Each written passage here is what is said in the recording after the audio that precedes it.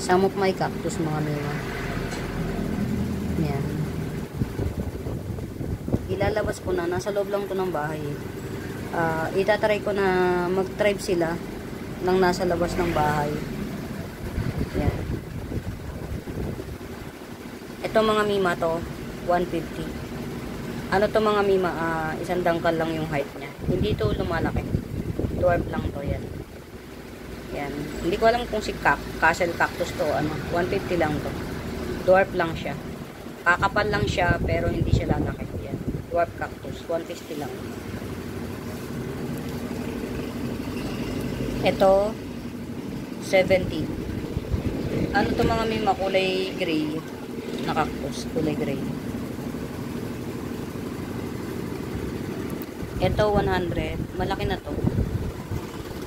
Yan. 1, 2, 3, 4, 5, 6, 7, 8, 9. 9 na column siya. 9 na columns. 100. Ito rin, 100.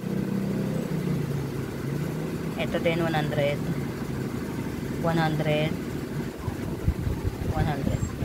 Ito ang ganda, parang kamatis. Ganda. Yan. Yan. Yan. Same lang din ito, 100. Ito 100. Ito malaki na to, 250. Ito 100 din. Ito 70. Maliit to, maliit. Ito 50. Yung mga pinipresyon ko mga mi, yun lang yung yun lang yung available. Ito 150 mga mi. 150. Yun lang yung mga available. Kasi yung iba, hindi siya available. Yan. Bahala na kayo. Ito meron pa rito na mga pwedeng i-release. Yan. Ito, itong mga to. Yan. 100 each to. 100 each.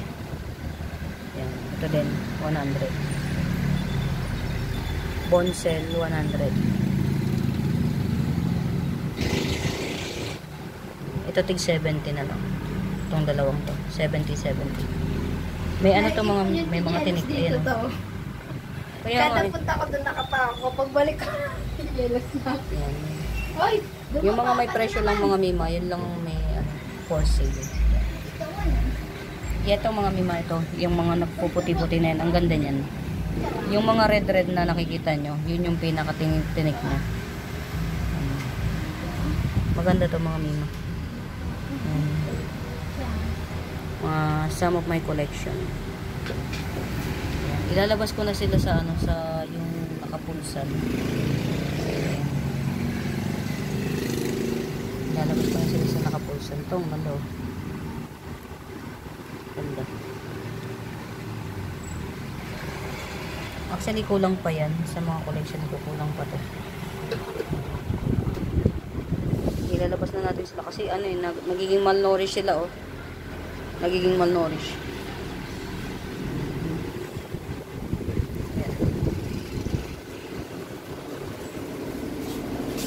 Yan.